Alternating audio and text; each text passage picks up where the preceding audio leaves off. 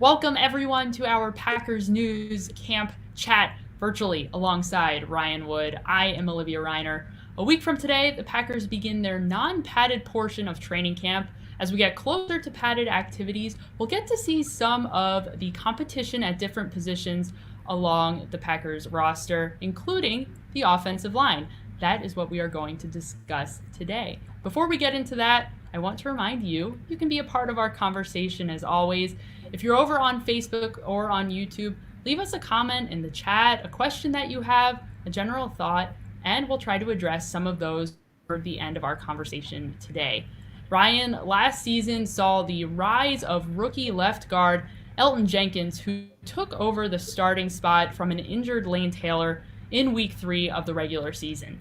Jenkins didn't allow a single sack through 16 games, and he was named to the Professional Football Writers Association All-Rookie Team.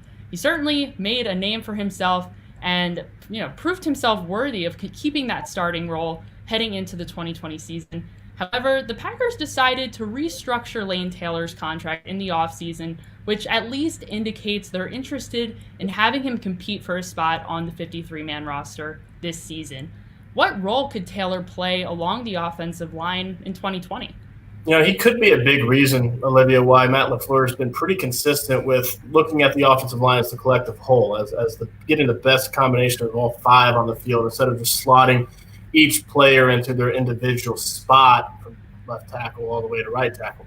And we don't know. I mean, there's questions that they're going to have to answer on offensive line. With Lane Taylor, it's after 3 years of being a serviceable starter for this offensive line, missing all but 2 games last year with that biceps tear. What can he do after missing almost a full season? I mean, that's a big question. But when he did play, when he had a starting role, he was serviceable as a left guard. And he lost his job to Elgton Jenkins, but he's a guy, I think Rick Wagner's going to probably get first crack at being the starting right tackle, but there's going to be competition there. Matt LaFleur's made that clear. If they want to slide out Billy Turner to tackle, a position that they didn't sign him to play, but he's played in the past, a reason to do that might be to get Lane Taylor on the field as a guard, to get him back into a starting position. So there's a lot of options, basically, is what they announced to at that offensive line. And I think Lane Taylor factors into that quite a bit if he can come back from missing last year on IR. Certainly an interesting situation going on over on the left side of the offensive line. Moving over to the right side, as you mentioned, Ryan, the Packers welcomed a new face to the offensive line in right tackle Rick Wagner. They signed Wagner to a 2-year deal this offseason after veteran Brian Bulaga left in free agency for the Los Angeles Chargers. Wagner is an option, as you mentioned, at right tackle. However, head coach Matt LaFleur said that he is open to any combination of the best 5 players along the offensive line. He did not commit to Wagner being the starter. Who will compete with Wagner for that starter role? Yeah, I think Billy Turner's the guy that you look to first. But it's not just Billy Turner. Like I said, it's also do they like Billy Turner and Lane Taylor on the field more than they like Billy Turner and Rick Wagner on the field together, even if that means Billy Turner's at tackle? If they look at all 5 and what's their best combination of the 5, those are the type of questions that they got to ask themselves and come to an answer on. Don't discount, perhaps, Lucas Patrick. They did extend him for 2 years last year. He's a guy that he started 6 games in 3 seasons, so he's never been a full-time starter, but they liked something there. That's why they gave him the extension. And it's just the configurations. I do think Rick Wagner started 85 of his last 86 games when healthy over the last 6 years at right tackle. He's played a ton of football, but there's also a reason why Matt LaFleur, when given the opportunity, hasn't said, yep, Rick Wagner's our starting right tackle. I mean, he's made it clear there's going to be competition there. And so that's what I expect to see when they get onto the practice field. Lots of interesting competition coming in the coming weeks. It'll sure be exciting to get out on to the practice field to observe exactly what they decide to do along the offensive line this training camp. Ryan, as we discussed in our 53-man roster projection just a week ago, the Packers' offensive line depth is along the interior. At tackle, they only have 3 that have had some real in-game NFL experience. That would include Wagner, left tackle David Bakhtiari, and tackle Alex Light. how likely is it that the Packers pull a Jared Veldheer once again and sign a tackle during the season or even in the coming weeks before the season starts? Yeah, with this GM, I don't think you can ever discount him adding to any position. He's Brian Gutekunst has made it very clear that he won't hesitate if he finds the right guy. As we saw last year, as you said, with Jared Veldheer. Is that guy out there? I don't know. The market is so fluctuating at all times, and what we've really seen from this GM is that even in the regular season, he'll bring guys in. So it's not just if they don't do a move in camp. Week 1, week 2, week 6, a move could come at that point, really at any point. So, there's no question that the tackle depth is not what the interior depth is on this offensive line. Alex Light struggled so much when he got 70 snaps in San Francisco last year that that was the impetus for them to go and sign Jared Veldheer. And Alex Light on the roster is your top backup. So Matt LaFleur said he thinks a lot of those guards can play tackle. Lane Taylor, they've thrown him at tackle in the past. I don't think you'd want him at left tackle, but for a game, he's played a serviceable right tackle. So if it's one of those things where Rick Wagner's the starter and he gets injured for one game, which has happened in his career, and they don't want to move two guys on the offensive line to get weaker at two spots, it wouldn't be a shock if they kept Billy Wagner at right guard and put Lane Taylor in at right tackle for a game. They've done that in the past. So that's an idea of just how many potential options and reconfigurations there could be on the right side of that offensive line. Ryan, we're discussing who could be the Jared Veldheer of 2020 if the Packers decided to sign a tackle a little bit later in the season like they did with Veldheer last season. However, we've got a question here from Frank. Jared Veldheer is still out there, and he still hasn't signed with the team. I'm having a hard time bringing up your question, Frank, but Frank wants to know, would the Packers be willing to bring Veldheer back on some sort of deal? Ryan, how likely is it that the Packers would target Veldheer specifically? Yeah, that's something I wondered early in the offseason too. I think the fact you can say that, make the same argument I'm about to make for Tramon Williams, right? The fact that it hasn't happened yet is a clear signal that that's not their plan A.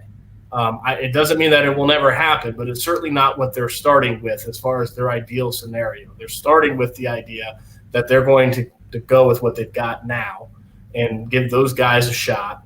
I do think I think it's more likely that they put Billy Turner at right tackle than sign Jared Veldheer at this point. But you can never say never. And it was something in the beginning of the offseason I wondered myself. I kind of thought with the way that Jared Veldheer played against Seattle that he played himself into a job with this team with that one game. Obviously, I was wrong by that, but it's clearly not their ideal scenario at this point. Sorry about that, Ryan. We had some internet issues. I heard cricket. Like, what? Hello? Olivia. I have no idea what you said. I'm sure you were saying wonderful things. I see we were able to get Frank's question up on the screen, so that makes me extremely happy. Ryan, continue on with whatever you were saying about the likelihood. I was done. I'm just glad my computer's working this time. I'm just glad my computer hasn't randomly decided to shut off this time. We're winning for that. And it's not just you that's having technical difficulties. It's me as well. However, we've adjusted. That's okay. So I hope whatever Ryan had to say, I'm sure it was wonderful. Thank you, Frank, for your question. Let's move on to Robert. A good question here about the wide receivers. Just a reminder, you don't have to just ask a question about the offensive line. You can ask anything, truly. Robert wants to know, will this be wide receiver Jake Kumerow's last year if he doesn't step up more than however he contributed last season? This is a big year for a lot of the wide receivers, including some of those players like Jake Kumerow who are entering their third year in the NFL. What does Kumerow need to show that he's able to do with this offense in 2020? Yeah, it's interesting that late last year they kind of got to the point where like, okay, it's Jake Kumerow's time now. And that was the thought going into a game. Was it the Vikings, Minnesota late last year? I forget which game it was. But it didn't really change. It was kind of like, yeah, he's made some plays and he's going to still stay on the sideline. So most likely, but these guys can give special teams value. They can stick in the league for a long time, not necessarily contributing on offense. Jake Kumro is one of those guys too. I mean, he can run. He's not a bad receiver to have at the bottom of your depth chart. So, I most likely, but it kind of depends on who else they find and who else is available. I mean, if they feel like there's a guy out there who is better than Jake Kumro, then they'll replace him. If they don't, he'll stay here. It's really that simple. Ryan, you said it pretty well in your wide receivers preview for the 2020 season over on PackersNews.com. Whoever in the wide receivers room can make a play, they're going to get playing time. They're going to get out on the field. There's a big opportunity ahead of Kumaro and every wide receiver in that room in 2020. That's a good question. They don't have the luxury. Yes. Let's move on to Brian. We have a couple questions here about the halfback/fullback that the Packers recently acquired off the waiver wire. His name is John Lovett. What do we know about him? He was a quarterback at Princeton University. However, with the Chiefs, his last team, he was playing primarily at some combination of fullback. We know that Matt LaFleur has an affinity for fullbacks and halfbacks. They drafted one in the third round of this year in halfback Josiah DeGuara. How might Matt LaFleur be planning on using him, if at all, if he's able to even begin to make the team this upcoming season? Yeah, we don't know much about John Lovett, just in the same way that we don't know much about any rookie or any newcomer that hasn't been on the practice field yet. The way I see that position, you're right, Olivia, Matt LaFleur does have an affinity for that position comparatively throughout the league. I see it as Josiah DeGuara's hand-chosen position to play. So in terms of depth chart, and again, this is way premature, but in terms of depth chart, in my head, I think it starts with Josiah DeGuara and then moves on from there. I do think that you want to see DeGuara in the backfield quite a bit. So what does that mean for John Lovett? They claimed him. Can't say much more than that. It's very early. We haven't seen any of the players on the field yet, simply because they haven't actually started training camp as we know it. Right now, they're just doing strength and conditioning and walkthroughs. There's a lot more to go this training camp. Hopefully, we'll have more answers for you as the weeks pass. Thank you so much for your question, Brian. Let's move to Dan over on YouTube. Hello from Sweden. Hi, Sweden. What's going on? Hey, Sweden. He wants to know, did the NFL do something with the cap yet?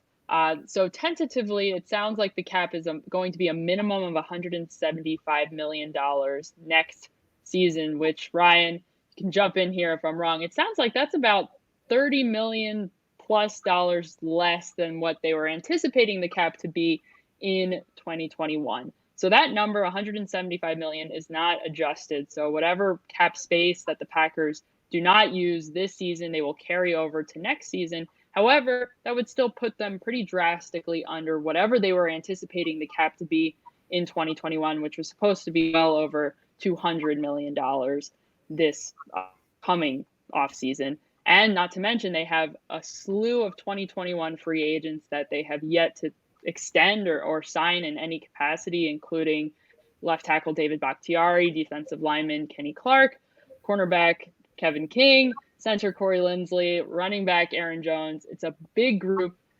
Brian, how challenging is it going to be for general manager Brian Gutekunst and his team to lock down all of the free agents that he wants to in 2021? Well, I wouldn't want to be Brian Gutekunst right now.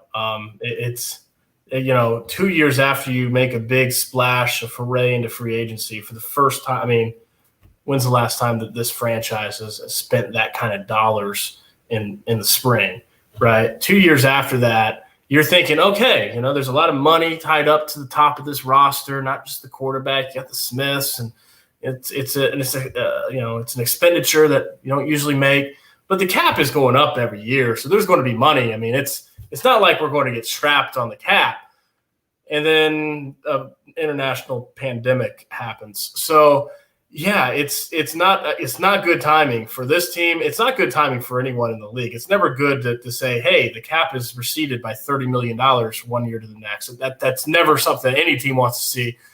but especially 2 years after making a lot of big purchases on the open market. So look, this is the best way that I've had to put it. It's a funnel that is it's all narrowing to some really difficult decisions for Brian Gutekunst to make. It's why he gets paid the big bucks.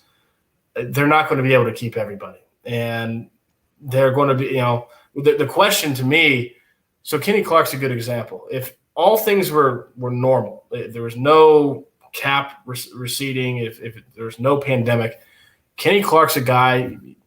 Look at the rankings at his interior defensive lineman position throughout the league, his age, his production, his projection going forward. $16 to $18 million annually on the open market is not that's not a far cry of where he could end up, being. How does his market change though? Because the cap didn't just recede for the Packers; the cap recedes for everybody. So the market, therefore, is connected to that. That recedes. How far backward does that go?